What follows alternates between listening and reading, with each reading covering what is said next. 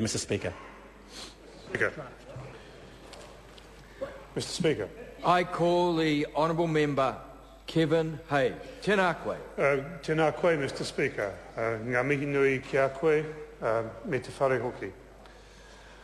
I want to begin in the usual way by thanking the officials from the Ministry of Health who worked with the Select Committee on consideration of this bill, and indeed officials also from Parliamentary Services servicing the Select Committee and from PCO. Also, I want to acknowledge the very many thoughtful submissions that the Select Committee did receive, and acknowledge the non-partisan way in which the Select Committee went about its work. I think it would be great, wouldn't it, if we were able to have a cross-party approach to dealing with drug issues. And it did seem to me from time to time on the Select Committee that we weren't that far away from it. So it's sad in some ways that I need to speak in this debate actually in opposition to the bill, and that's because of two clauses in the bill. But also I want to comment on the indication that the Minister, the Honourable Peter Dunn, gave last evening about his intention to introduce an SOP in the committee stage. So the first issue that I wanted to particularly draw attention to, and it's no surprise to the House, I think, because many speakers have referred to this provision, is Clause 4 of the bill that sets out to increase the range of offences that are associated with utensils. So it extends the range of items in relation to which offences exist, and also extends the range of offences themselves. And in particular, the worrying extension of the definition of utensils to include identifiable components of pipes and other utensils, because the committee received no evidence at all that the changes that this clause would bring about would actually reduce drug use even at all.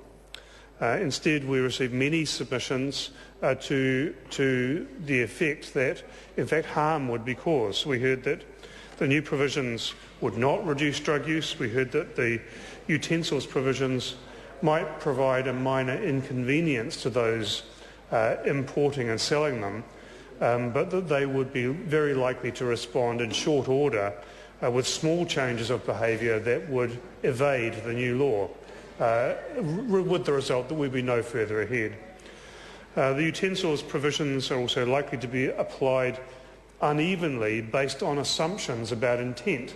I think there were some very interesting submissions made to the committee that demonstrated, in fact, what were plumbing fittings that could be used in drug-taking utensils. And so for the law to be enforced would require enforcement officers to make judgment calls about the intended use. And that seems to me, sir, to be an inappropriate way of going about making law. So the potential for the same behaviour to be legal or illegal, depending on who does it, suggests strongly that the law has been miscast. And as my colleague Chris Farfoy has pointed out, we heard from the Drug Foundation and many others that in fact the use of utensils typically reduces the amount of harm associated with drug use, and therefore provisions in law that reduce the ability of cannabis smokers to use such utensils in fact may well result in increased harm. So in summary, the provisions seem unlikely to achieve anything useful and indeed somewhat likely to increase harm associated with drug taking. They also seem to be an unhelpful distraction from the Law Commission's report. They seem to be tinkering around the edges of New Zealand's drug laws at a time when the Law Commission has been undertaking this major review of New Zealand's drug laws and making a comprehensive set of recommendations to this House. So why on earth are we making this this small tinkering change when in fact we have before us something that would be a very productive use of this House's time. Clause 6 is the other one that's attracted much debate, and that's the one that sets out to reclassify ephedrine and pseudoephedrine as Class B2 drugs, meaning that medicines containing those substances could only be supplied with a prescription from a doctor.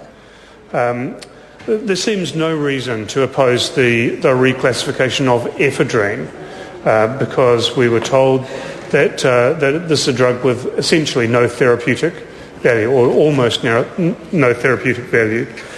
On the other hand, pseudoephedrine is widely used and probably used by members of this House, indeed, and has therapeutic value for many people, in fact.